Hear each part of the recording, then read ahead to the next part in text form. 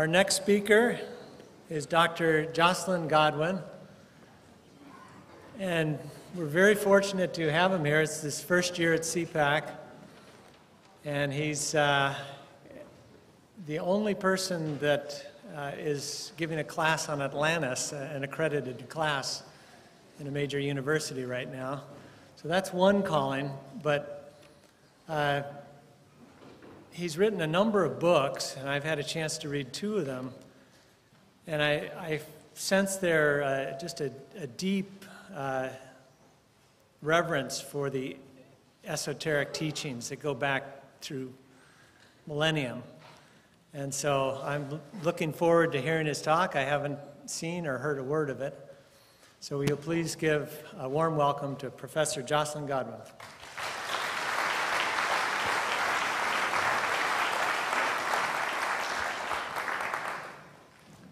Thank you, and thank you, Walter, for asking me and for introducing me. I'm going to... This is a little too loud, isn't it? Is it not too loud?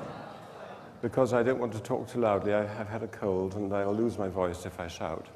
So if you can hear me, I'll start like this, right?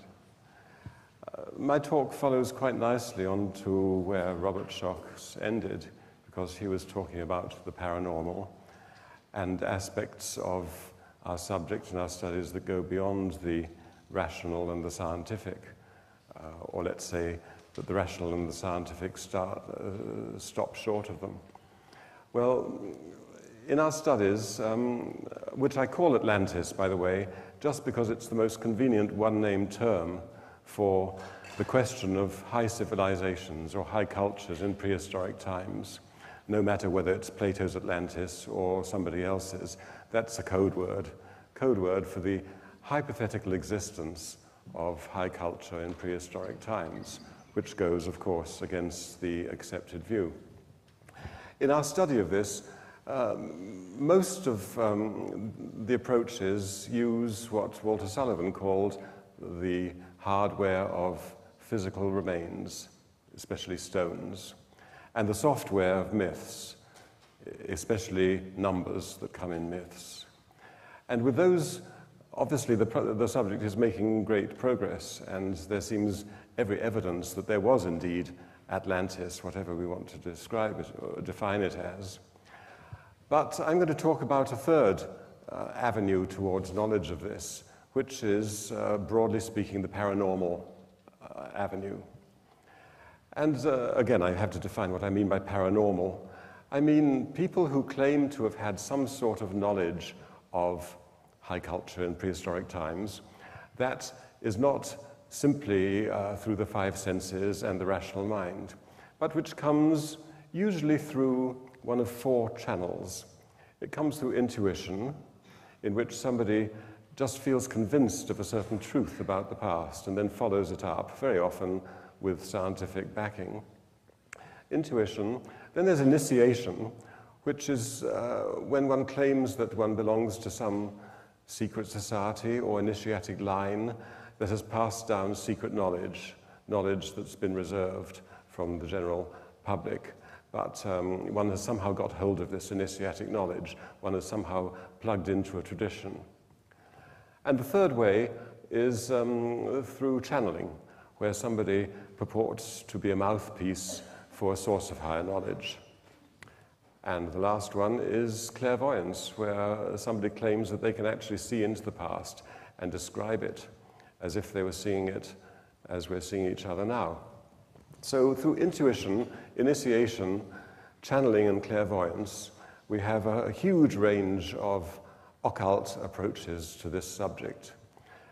Far too many to distill into this talk, which I'm going to try to end a little early so that we won't run behind. I'm going to talk about two currents. First of all, the French esoteric current, and second, the theosophical one.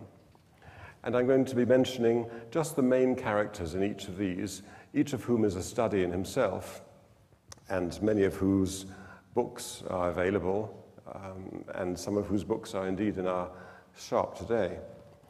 The French esoteric tradition, very, very big thing in the French intellectual world, much more so than in the English or the American. Very influential on French poets, novelists, and thinkers in general. But for our subject, this starts with a non-occultist, actually. It starts with an astronomer called Jean-Sylvain Bailly, who lost his head in the French Revolution, so that dates him. And Bailly was trying to work out where humanity had come from. And he was doing this through a combination of reading myths and doing hard science. So using the two conventional means of exploring the past. And he came to the conclusion, I don't have to explain how or why, that the bearers of culture, the bearers of knowledge, mathematics, technology and everything had come from the North Pole. They'd come from a homeland in the North Pole which had become uninhabitable when the Earth's axis shifted. That had moved them into an unpleasantly cold zone, and they'd had to leave, and they come south in all directions. And he describes how they set up civilizations at various points of their southward descent. So he planted this idea in the minds of the French esotericists of a race of wise people, an advanced race coming down from the polar or the Arctic regions. And this was picked up by Fabre d'Olivet, who is one of the most important figures in this particular current. Fabre d'Olivet, who wrote what he called a philosophic history of the human race. And this began with this idea of a wise race coming down from the pole. He said that this was one of 4 races which had populated the globe and which had each had a different origin. He was not a monogeneticist. He thought that humanity had appeared in 4 different places which had given birth to the white, the red, the yellow, and the black races, and that each of them had their own history. People don't think like that today, but there's a very strongly racialist, let's say, not racist, but racialist thinking in all these early Atlantean theorists. So for Fabre d'Olivet, each race had had its own history. The black race had been the dominant race for thousands of years, and he believes had enslaved most of the world's lands.